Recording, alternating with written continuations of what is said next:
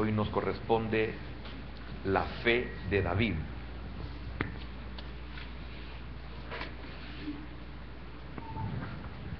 Dice así la palabra de nuestro Dios, el versículo número 116.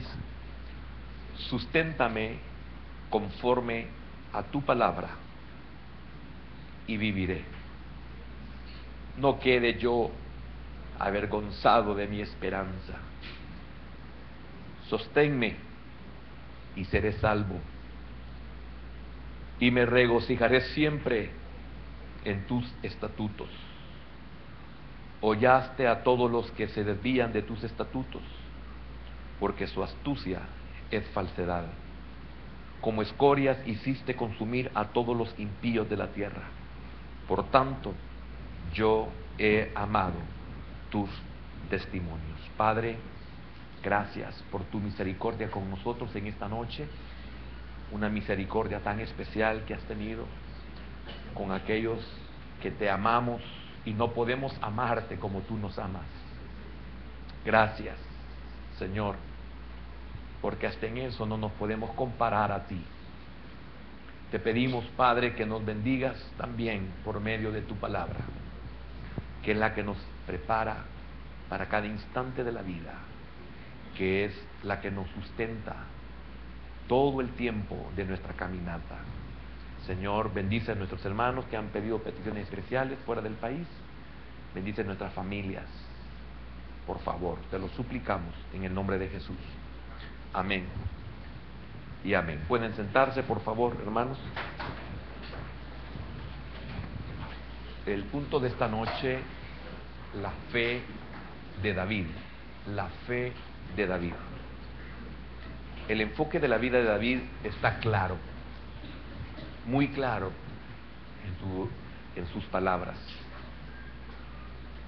Él ama la palabra de Dios de un modo apasionado. Pienso que son de las muchas cosas que hacen la diferencia en la vida del creyente. Piense por un momento en aquellas cosas por las cuales usted y yo sentimos pasión. Si usted sabe lo que es pasión, usted puede realmente darse cuenta el por qué son tan importantes y el por qué usted las valora. La pasión es un afecto intenso.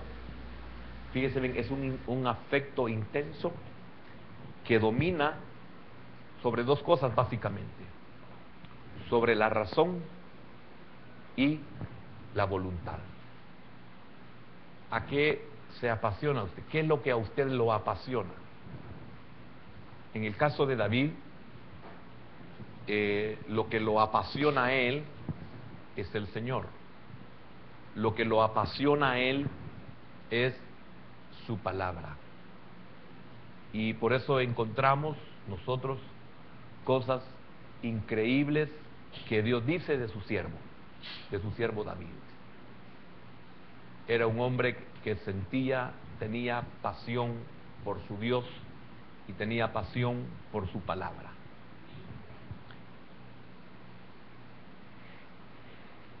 Esta inmersión en la palabra de Dios le dio a David una fortaleza en todo peligro. Él llegó a la conclusión de que Dios era su escondedero. Tal compromiso con los preceptos de Dios es una expresión de fe. Por eso vamos a comenzar a desarrollar en este punto la fe de David. Y en los versículos que hemos leído vamos a encontrar 4 detalles de la fe en la vida de David.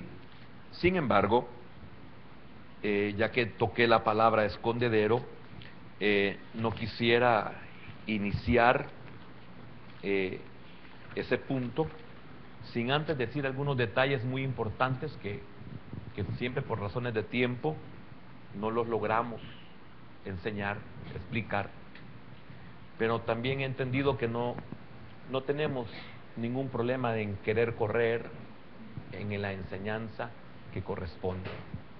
Y pudimos ver que David llegó a la conclusión de que Dios era su escondedero, era su refugio, era el lugar donde él podía esconderse. Pero veíamos y entendíamos y pusimos el ejemplo en el primer libro de los Reyes, libro de Samuel, capítulo 17, en donde David no solo tenía a Dios como su refugio, sino que tenía a Dios por delante. Y esto es que vino a ser para David un escudo. Dios era su escudo, y encontramos en otros salmos donde él expresa que Dios es mi escudo, así como dice también es mi estandarte.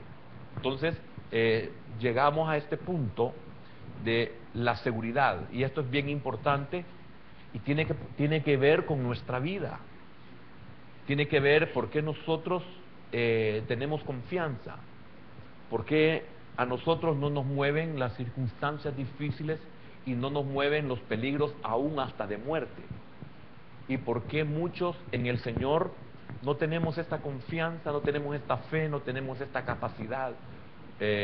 Huimos de la realidad de formas que muchas veces el mundo ofrece, y nosotros queremos huir, y de alguna manera somos como Jonás, que para ir a Jope hay que descender, y no nos percatamos en nuestra vida de que estamos descendiendo porque estamos tratando la manera de huir de la voluntad de Dios, y lamentablemente Dios no es nuestro escondedero, Dios no es nuestro refugio, y por lo tanto carecemos de confianza, y somos como veletas, somos como cañas movidas por el viento, somos personas que somos de doble ánimo, y por lo tanto somos inconstantes en toda nuestra manera de ser, en toda nuestra manera de vivir, y también inconstantes en el momento en que tenemos que tomar decisiones, y tomamos la decisión equivocada.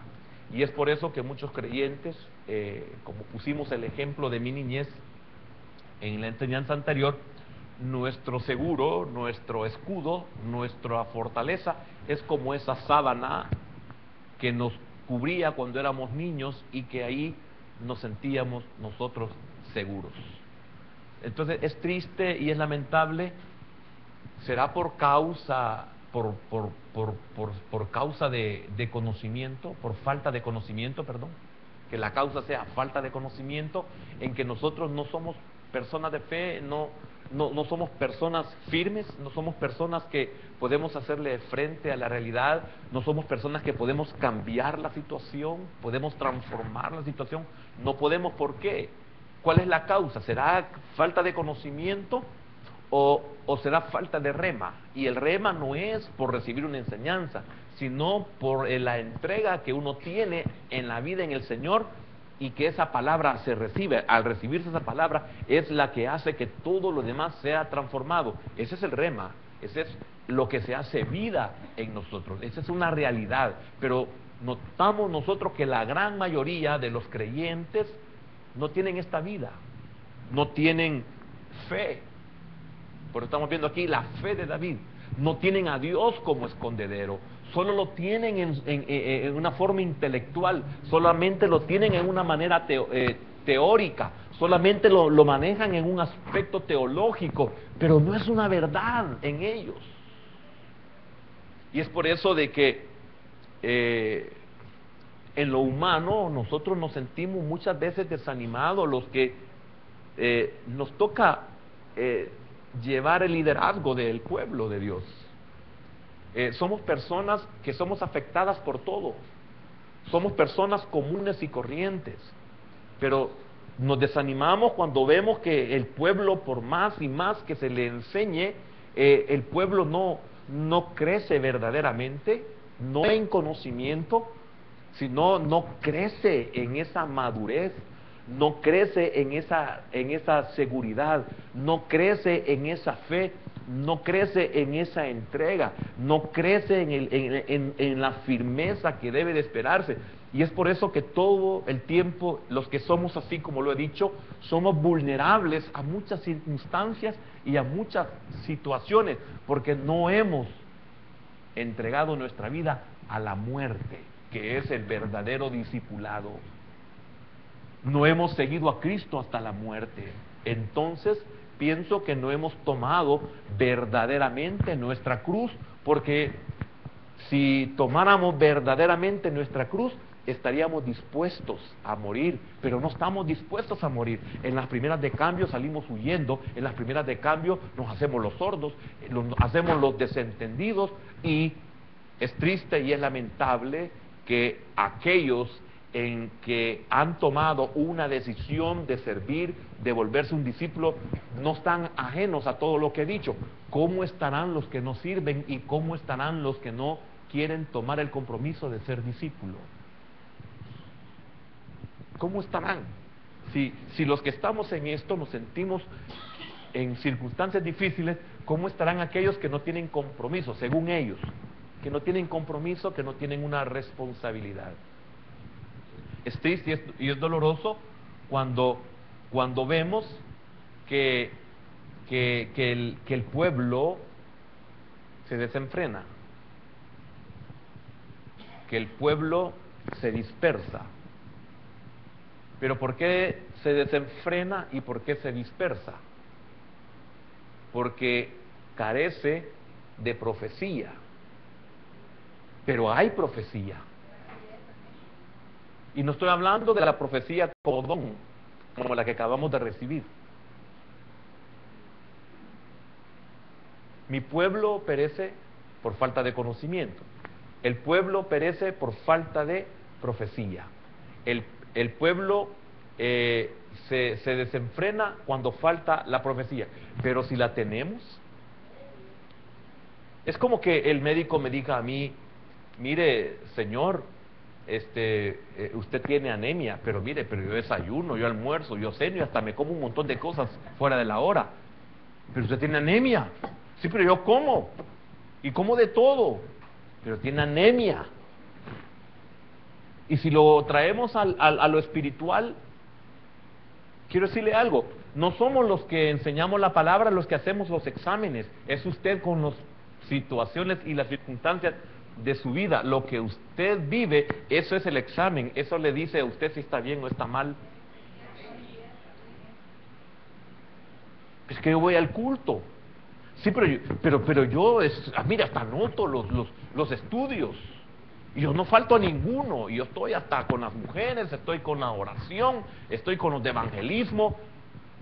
Pero tiene anemia. ¿Y yo qué quiere que haga si yo no soy el aparato que hace el examen? Es como que usted se enojara. Yo sé que usted no se enoja con su líder, pero es como que usted se enojara con el doctor. Y el doctor, ¿qué culpa tiene que usted solamente coma basura? ¿Qué culpa tiene el doctor que usted no come nada verde? ¿Qué culpa tiene el doctor? Ninguno. Yo no estoy diciendo que yo me siento así. No. Solo pongo el ejemplo. Entonces, el médico atiende. Mire, qué tremendo, porque una vez pasé por un médico que me dijo: mire, si usted no va a ser un buen paciente, mejor ya no venga conmigo, cámbiese de médico, porque usted me va a deshonrar a mí, me dijo. Y era la primera vez que pasaba. Eso significa que a saber cuántos no se sometían, y por lo tanto, cuando decían: ¿y qué médico lo atiende a usted? El doctor tal. Pero usted está muriéndose, cambie de médico. ¿Y cuándo andan cambiando de iglesia? Y siguen muriéndose. Entonces no se va a curar el enfermo con cambiarse de hospital. Peor aún, con cambiarse de cama. Así que por más que ande buscando algún asiento preferido, ese no.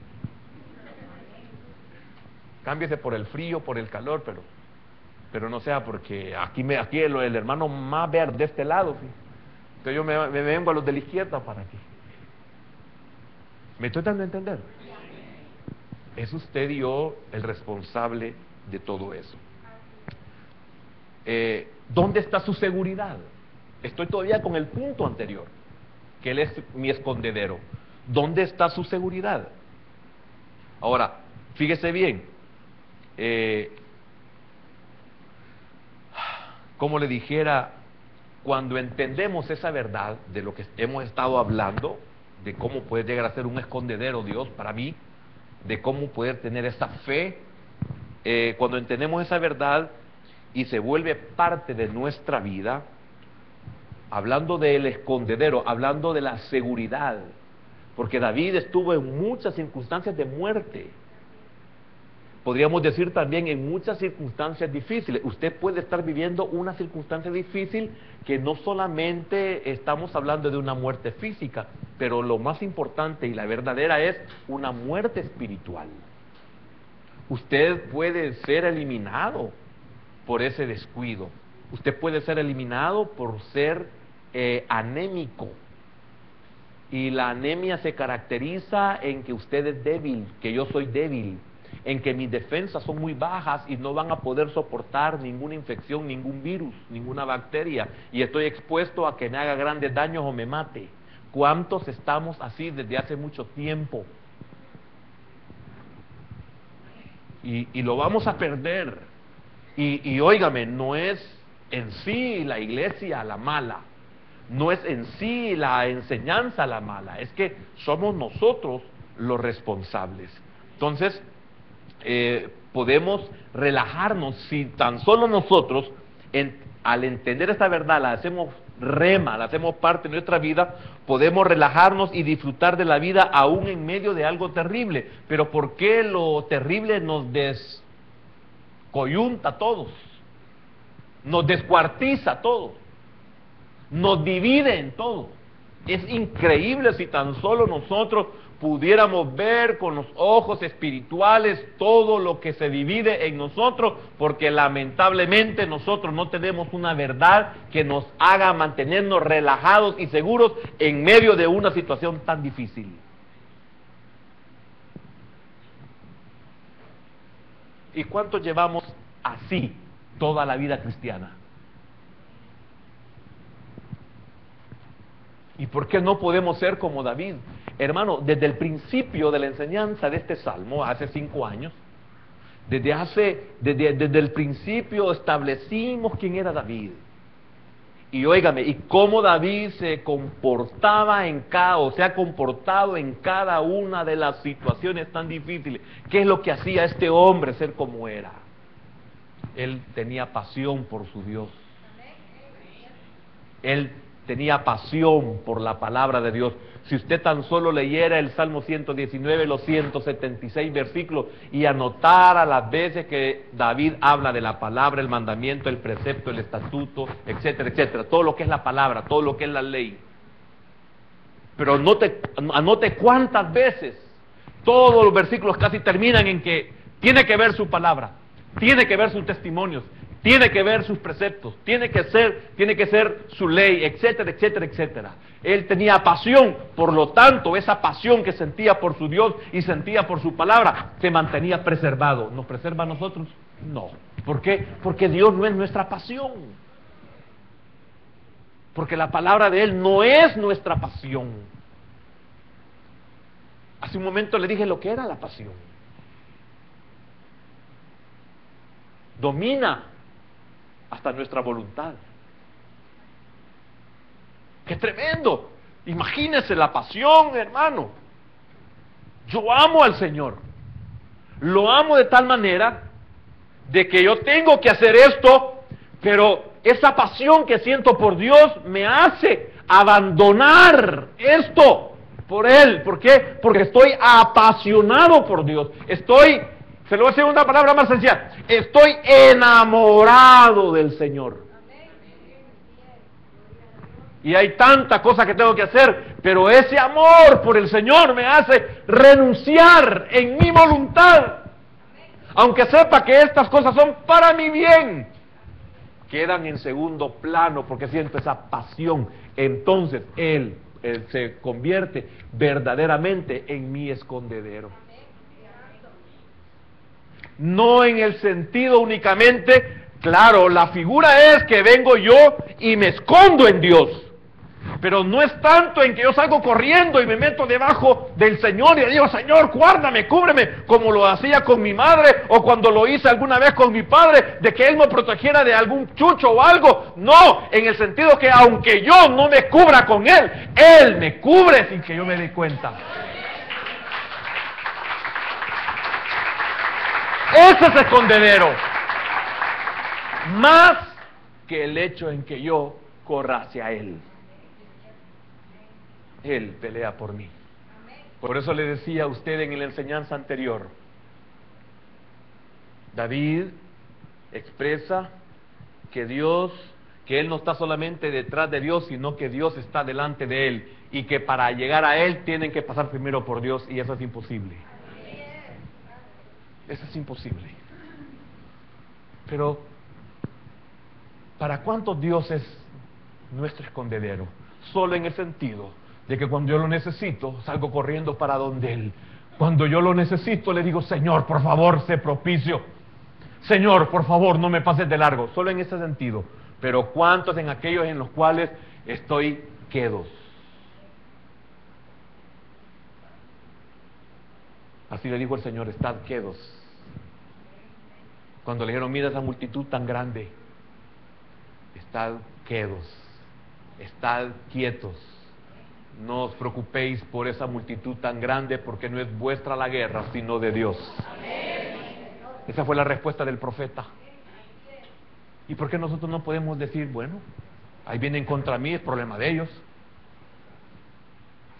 Aquel que piensa así, no, hablando de un verdadero escondedero en Dios, es porque sabe que por un camino vendrán contra mí, pero por 7 huirán. 7. Pero nosotros no somos así. Nosotros no somos así. Y si lo decimos, solo es hablar. Pintamos así mismo. Ojalá que el Señor realmente respalde lo que acabo de decir. Que el Señor tenga misericordia de nosotros. Tal vez la razón por la cual estamos tan tensos es que no tenemos lugar donde escondernos.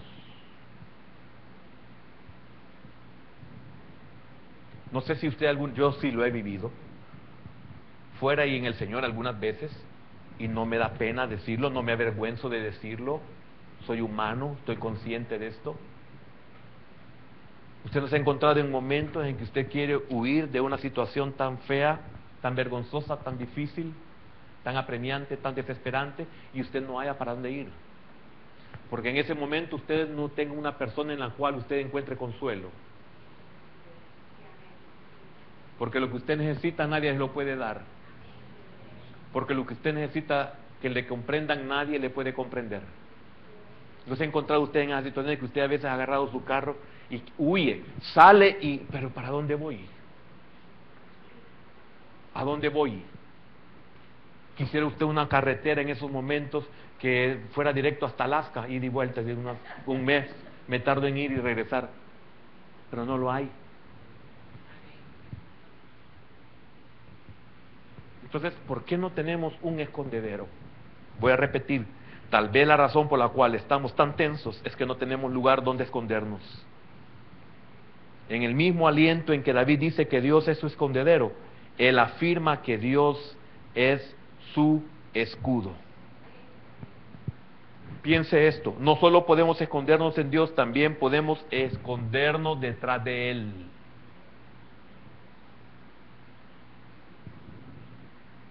En que Él está delante de mí, aunque yo no le pida auxilio. Es que quiero decirle algo, hermano. Las veces que Dios nos libra, que el Señor nos ayuda, no es porque nosotros se le hemos pedido, es porque Él nos ha dado la promesa de que estará todos los días con nosotros. Y nos ha dicho, no temas ni desmayes, yo estoy contigo.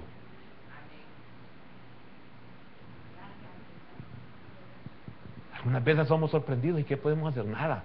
Solo quedarnos quietos, dice el Señor, solo tú, y Él obra, porque mire, lo estamos contando.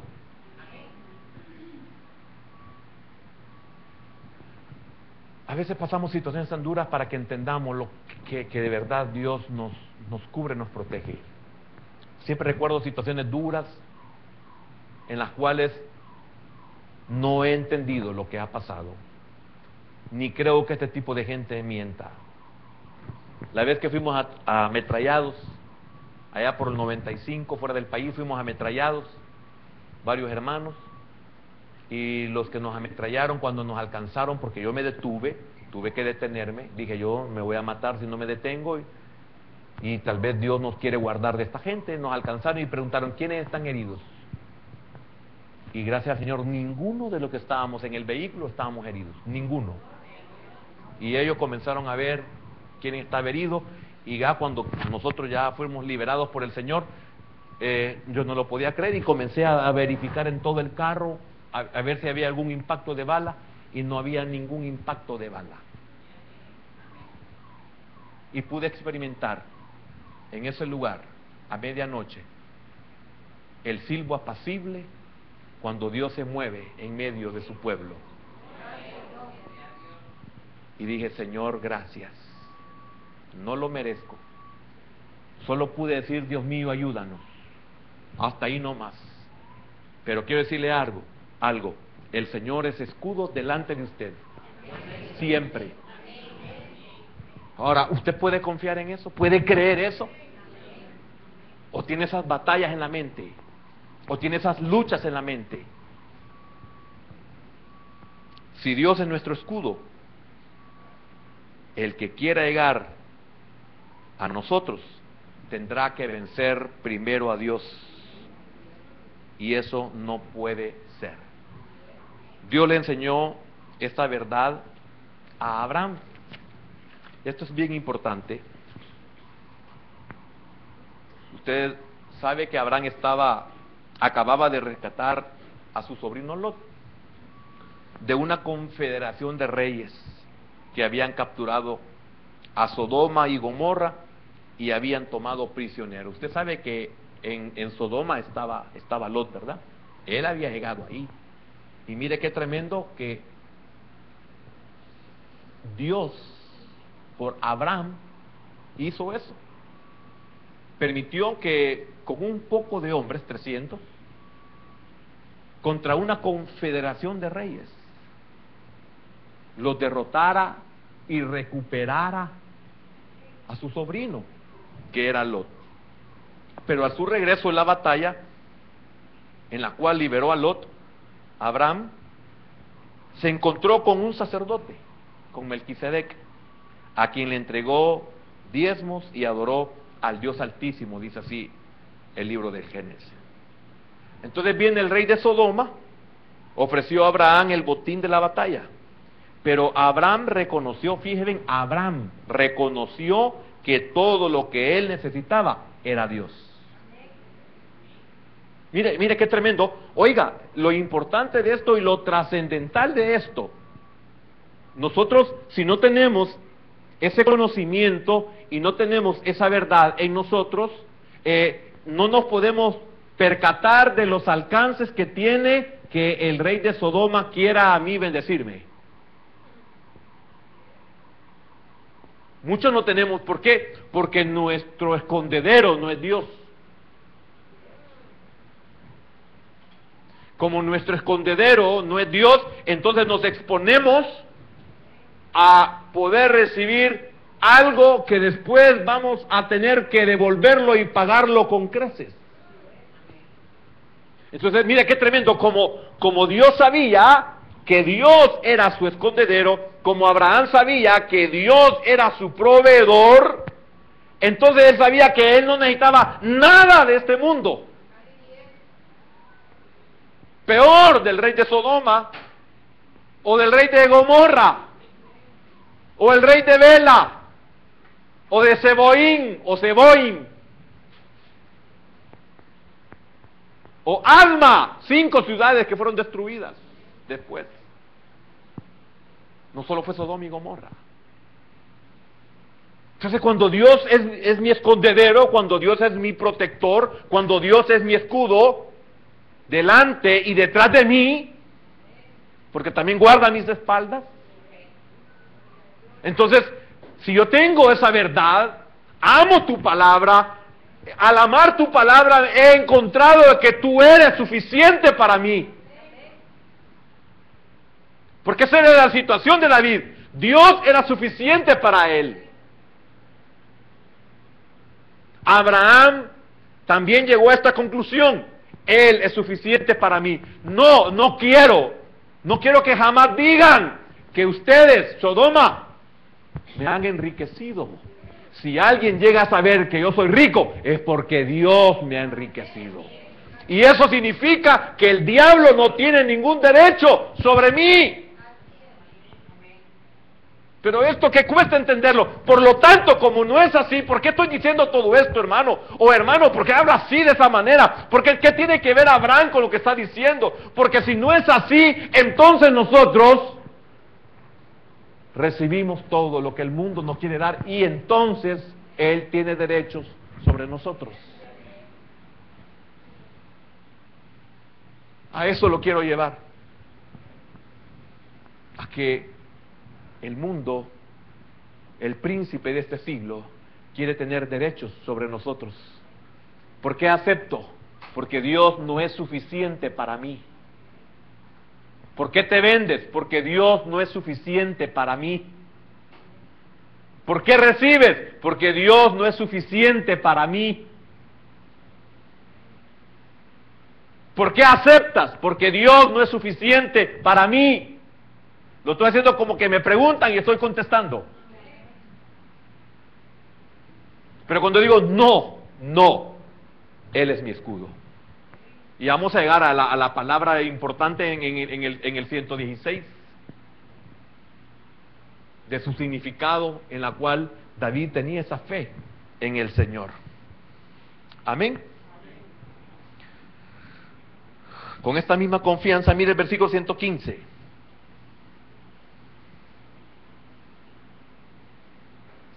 En el 114 vimos que era su escondedero, ¿verdad? Pero óigalo con lo que sigue, en el versículo 115.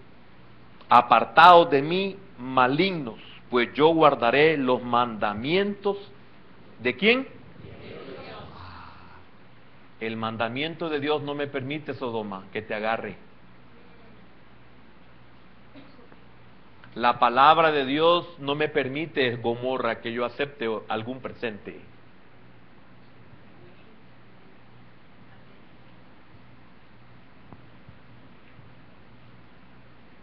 ¿Por qué entonces aceptamos? Porque Dios no es nuestro proveedor. Como Dios no me provee, yo tengo que ver cómo hago. Como Dios no me quiere sanar, dice que hay un brujo ahí que sana. Yo voy a ir a probar. Como Dios no me habla, entonces voy a Endor, que en nuestro país sería Izalco, Nahuizalco y esos otros lugares donde hay brujería. No se va a dar un susto si es Saúl. Entonces, como Dios no me habla, yo tengo que ver, tengo que saber qué pasa conmigo y qué me espera en el futuro. Entonces yo voy a ir a qué lástima. Porque si una bruja me quiere decir a mí, o un brujo me quiere decir lo que me va a pasar mañana, no necesito, porque de todo modo estoy en el hueco de la mano de mi Dios. No necesito que me digan qué me va a pasar mañana. Porque no quiero ser Rebeca arruinando el hogar. No lo quiero ser. Por eso Pablo dice, yo sé en quién he creído. Oiga, que es poderoso para guardar, ¿qué? Mi depósito para aquel día. Job dijo, yo sé que mi Redentor vive. No necesito nada más, Dios es suficiente. Por eso, cuando llegaron y lo sentaron y lo pusieron el gran banquete de toda clase de comidas y bebidas, ellos dijeron, solo queremos comer legumbres. Y probar, ver nuestros rostros en 10 días. Si nosotros no estamos bien en 10 días, si nuestro Dios no nos sustenta, que es el punto que viene en el 116. Si nuestro Dios no nos sustenta, entonces que nos sustente el diablo. Si Dios no me provee, entonces que provea el diablo. Pero nosotros no vamos a aceptar. Vamos a esperar y vamos a confiar en nuestro Dios. Y a los 10 días, hermano, démosle un aplauso al Señor, hermano. Y a los 10 días que llegó el eunuco, Aspanaz, cuando llegó y los vio, estaban más rosados y mejores que todos los demás que se habían hartado chatarra. Cochinadas.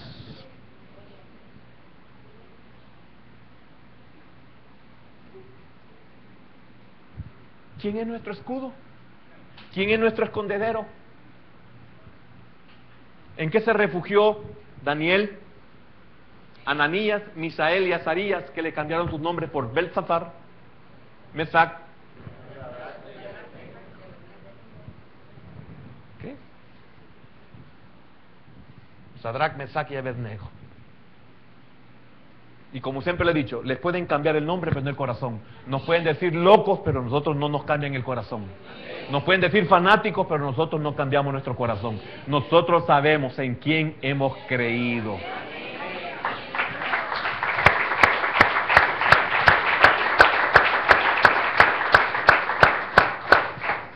Entonces David no teme a los malos ni se acongoja, refugiándose en Dios y en su ley. Que mire que le quieren hacer daño, que lo quieren matar, que lo quieren secuestrar, que le quieren hacer no sé qué, que lo pusieron en mal, que están murmurando de usted.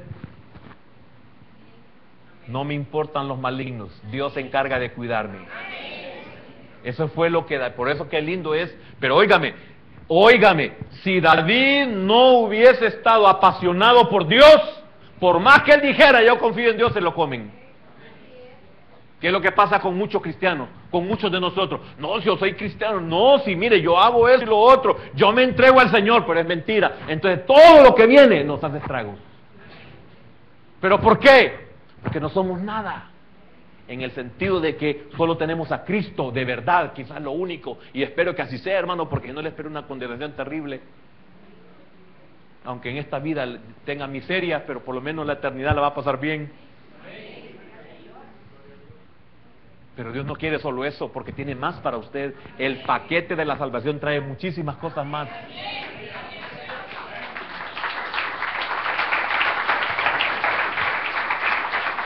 Ahora, no hay nada que el enemigo pueda hacer o que nos haga siempre y cuando no demos lugar. Y este fue lo que David hizo: no le voy a dar lugar al diablo. Esto fue lo que hizo Abraham. Ni siquiera a Abraham, no le voy a dar lugar al diablo. Mire lo que dice el apóstol Pablo en su carta a los Efesios, capítulo número 4. Capítulo 4 y versículo número 27. Ni deis, ¿qué? Lugar al diablo. Ahí viene Sodoma, se lo agarraste. ¿Te dejaste sobornar? ¿Te dejaste premiar por el mundo? Ya le diste lugar al diablo. Ya te diste derechos. Significa, ¿no esperaste en que tu Dios te iba a dar? ¿No esperaste en que Dios te enriqueciera? ¿No esperaste en que Dios te diera la casa? ¿No esperaste en que Dios te diera el carro? ¿No esperaste en que Dios te proveyera lo que necesitas? Porque siempre es a cambio de.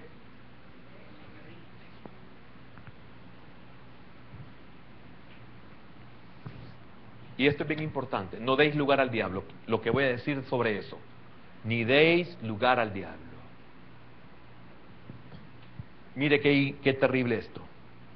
El diablo hará todo lo que esté a su poder para sacarnos de nuestro refugio. Hará todo lo que está a su poder para sacarnos de nuestro refugio. En el desierto, en el período de la tentación, ¿cuál era el refugio del Señor Jesús? La obediencia y la sumisión a su Padre y a su palabra.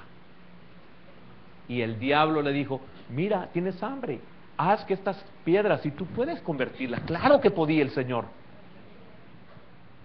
Conviértelas. Tómalo, le puede decir el mundo a uno, tómalo, agárralo, si tú puedes. Claro que yo puedo. Pero ¿a quién obedezco? yo le obedezco a mi padre, entonces ¿qué vas a hacer? No la voy a convertir.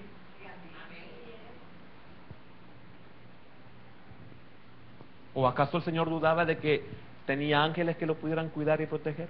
No, a Pedro le dijo: Pedro, que tú no sabes que le puedo pedir a mi padre una legión de ángeles. Oiga, pedirle a mi padre. Oiga, por favor, hermano, aprendamos esto. ¿Tú crees que no le puedo pedir? No es yo le puedo ordenar. No, ¿sabes tú que yo le puedo pedir a mi padre? ¿A quién le pide usted? Ah, es que yo lo puedo hacer. No, pídaselo al Padre. Porque pedirle al Padre es dependencia. No es de yo voy a ver los arreglos que hago, yo lo voy a alcanzar, yo lo puedo tener, yo lo puedo comprar. No, yo voy a hacer un préstamo. No, pídaselo a su Padre. ¿Ve las cosas que son tan elementales en las cuales nosotros sucumbimos? Entonces el diablo va a ocupar todo su poder para que nosotros salgamos de nuestro refugio, para que nosotros nos salgamos de la palabra, para que nosotros nos salgamos de la fe, para que nosotros nos salgamos de lo que usted ha hecho con Dios, o de lo que Dios le ha dicho que usted haga. Por eso les dijo a los que estaban en el desierto: estad quietos y ved la salvación de Jehová. Cuando Moisés estaba con todo ese pueblo recién salido de Egipto y venían los ejércitos del faraón a matarlos, a destruirlos, y las grandes peñas en las cuales no podían huir, y el otro lado era el mar, y le esperad y ved la salvación de Jehová. ¿Y quién iba a creer ellos que el Señor les iba a abrir el mar? Es que Él abre camino donde no lo hay. ¡Aleluya! Sí, hermano, no había camino y Él hizo en el desierto, Él hizo en el mar. Así usted dice: no tengo solución. Su Padre sí. Su Padre sí. Él sí puede. Y los cabezones que no entienden esto, es problema de ellos. Pero aquellos que hemos creído en el Señor, creemos a su palabra, creemos a sus promesas y esperamos en Él.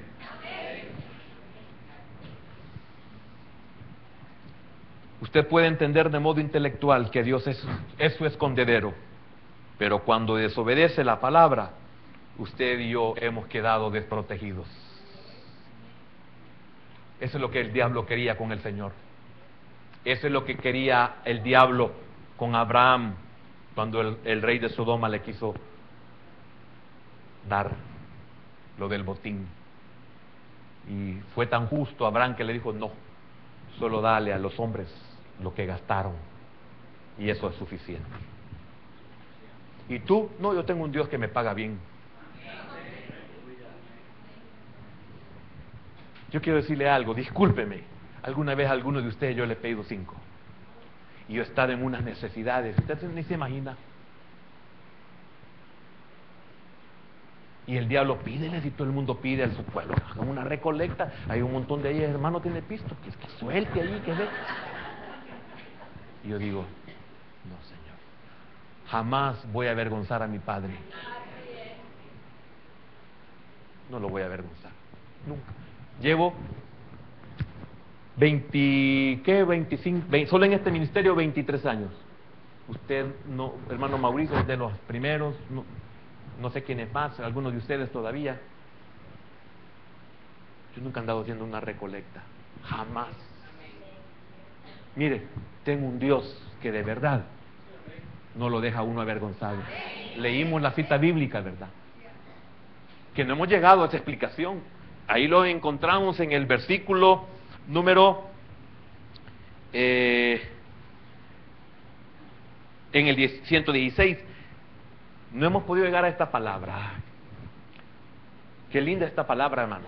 En el hebreo, samat es la palabra, S-A-M-A-K, samat. Susténtame. Mire qué tremendo. Susténtame conforme a tu palabra. Oiga, hermano. ¿Y qué sigue? Óigame. No me lo han puesto. Qué lento están hoy. Oiga, susténtame conforme a tu palabra. Oiga, susténtame conforme a tu palabra. Pero ¿por qué no pensamos esto? Si no es la palabra, entonces voy a morir. ¿Por qué no entendemos esa verdad?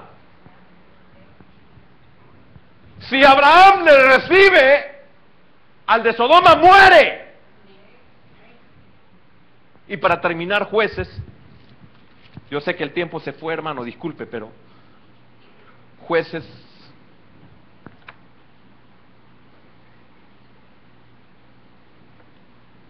no, ya no lo busque, no lo puede explicar, se va a echar a perder.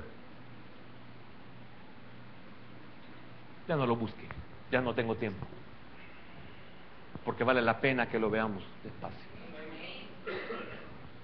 Pero en el versículo anterior, si tan solo nos amaneciera a nosotros como pueblo de Dios, esa última parte del versículo 116, y viviré.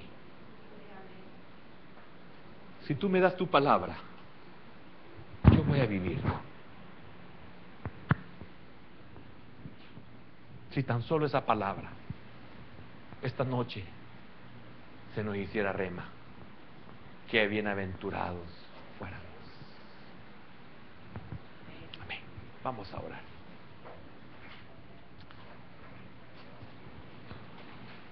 Dios amado, gracias, porque la confianza de David ante sus enemigos proviene del compromiso que él declara al decir: guardaré los mandamientos de mi Dios. Guardaré los mandamientos de mi Dios. Porque sólo así, hermano, estamos cubiertos de todo mal. Y si el mal nos alcanzara guardando los mandamientos de Dios, ese mismo mandamiento nos dará la salida. Solo será una prueba, a ver si nosotros dudamos. Porque Mesac, Sadrach y Abednego, que es Ananías, Misael y Azarías, hermano, fueron echados en el horno calentado 7 veces. Y cualquiera les pudo haber dicho: tu Dios no te oyó. El Dios en quien tú has creído no te preservó de que fueras echado a un horno calentado 7 veces. Cualquiera le ha dicho: el mandamiento no te guardó, no te preservó. Pero ese mandamiento que ellos respetaron, de no adorar ni postrarse ante otro Dios, ante ninguna otra autoridad, como lo hizo Mardoqueo. A Mardoqueo lo salvó, lo preservó de la horca. A Ananías, Misael y Azarías, que les pusieron Mesac, Sadrach y Abednego, los preservó dentro del horno calentado 7 veces. Y preservó a Daniel en el foso de los leones. Que el rey que lo amaba, el rey pagano, amaba a Daniel, y se acercó muy de mañana al foso y dijo: Daniel, tu Dios al que le sirves te pudo salvar de los leones. ¡Oh, Rabasaira!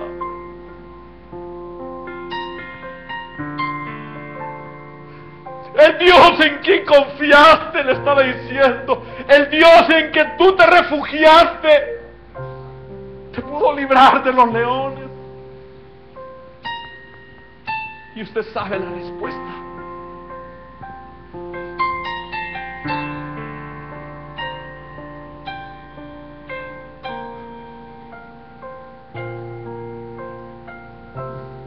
¿Entiende por qué toma el trono de mi corazón?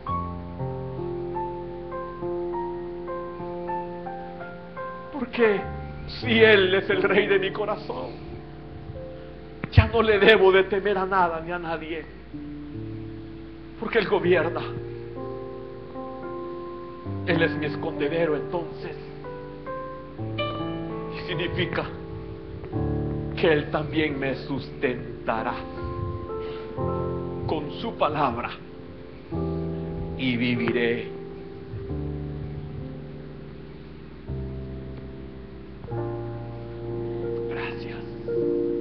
Gracias, Señor.